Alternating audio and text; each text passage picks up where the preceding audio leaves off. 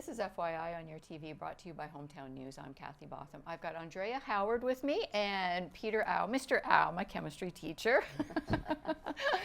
One of my brainy students. Oh, yeah, from SFDCI days, for sure, for sure. We're here to talk about Paddle Fest, though. It's coming up again. Your fifth one? No.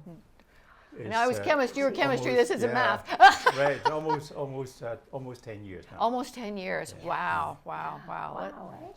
19 And yeah, it's getting bigger and better every year. Absolutely. It's really quite wonderful. Let's talk about the history of Paddle Fest. How did you get it started? Well, actually, it was from a tourism study, the area's largest tourism study, headed by Parks Canada. And it's a 3-year study. At the end, we say, okay, what is it we want to do? So we start naming some stuff. There were 5 things we want to do. Parks Canada want to do the red chairs. And I sort of proposed Paddle Fest to realize the canal's dream of a paddling destination. So Paddle Fest actually is a celebration of culture, nature, heritage, and recreation of the Rideau Waterway, Ontario's one and only World Heritage Site.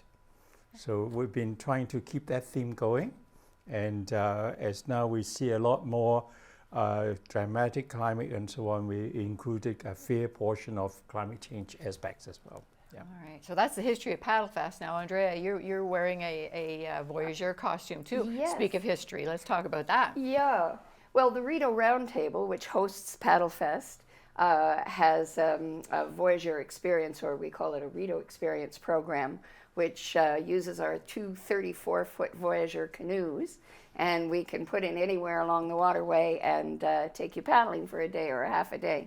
And we tell you about the Voyageur life.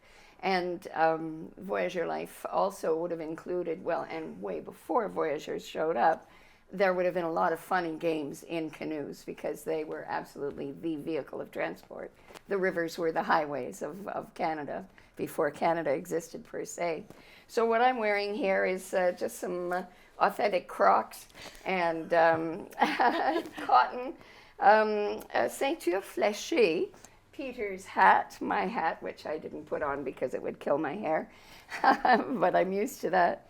This fléchée is a Métis creation, and it represents in a way the good, if you can find the good side of the colonialism, in that when the Europeans arrived here and made friends with the native people who really helped enormously in creating Canada with the fur trade, there was no wool per se. People wore skins and furs and textiles made from different plants.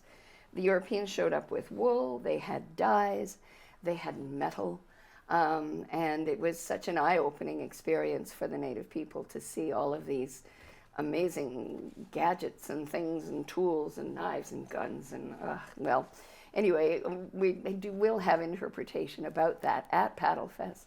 The Voyageur canoes that we will have at Paddle Fest look like this. You have 2 of them. Yes. Teams have been created and will also be created on the spot to race the 2 canoes. And so our morning from 9 until noon will be racing, which is a whole lot of fun.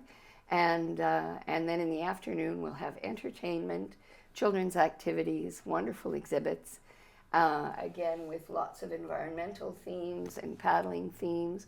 The heritage wooden canoe people will be there. They'll be demonstrating canoeing skills, canoe ballet. It'll be a lovely opportunity for people to get onto the water and have fun. It's very educational, but it's hands-on as well, too. Like Totally. the canoe, and like you're going to be wearing the costumes. There's going to be lots of people there with costumes. Yes, indeed. The paddling puppeteer will be there. He tells stories about the life of the voyageurs and the explorers of the time and the native people. There will also be canoe tours of Lower Reach Park and up into the locks.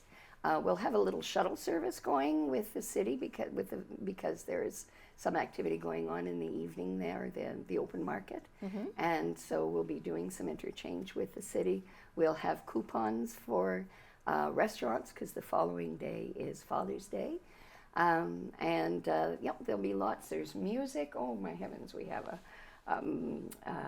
the choir coming. Is what did Peter? You told me the name of that choir. Rubies in the Rough. Oh. And the cloggers, dancers will be yes. there. Yeah. And Chris Must and his partner will be performing. And there will be dramatic presentations by the local high school kids of stories by Ken Watson, Stories of the Rideau. People might be familiar with his wonderful book full of stories of the Rideau. And you usually have Parks Canada there as well with animals. You've got some snakes and Right. turtles, that sort of thing. We won't have the rat This snakes year, this no, year. So they- that might they- actually bring out more people. But we will have models of the animals that live live on the river. We certainly have lots of models of the turtles and frogs that we'll find, and there'll be plenty of wildlife just around to observe. That's right. And Parks Canada actually will be bringing in Yes.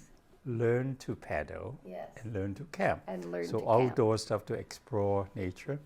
And learn to paddle is new because basically, even if you don't know how to paddle a canoe, you can learn. And in fact, there are room for you to get involved and so on. So this is a new program. Excellent. Yeah. And new in the past couple of years too is your night paddle, where Right. people decorate the The, boats. the That's night beautiful. paddle is still So going on. pretty. It's a wonderful experience. Oh yeah. You'll find that, gee, I never see darkness so bright. Yeah, that's right. That's Okay. right. That's right. You've got all Yeah. these solar lights and battery-powered lights out on the Yeah. boats, and they're And- decorated. It's And beautiful at out that there. time of day, the water is so Yes. calm, and just the swoosh of the paddle. And people bring their own canoes and kayaks, that sort of or thing they too. can join in the Voyager canoe. Yeah, right, because yes. we can seat 18 people in the Voyager canoe. And we encourage people to pull together teams. We're charging $25, I Yes. think, to take part in a race. And there are prizes to be won. You really don't need paddling experience, but there are opportunities once you've signed up to come and practice with us for a couple of evenings. But we'll be putting together teams on the day as well and just having fun.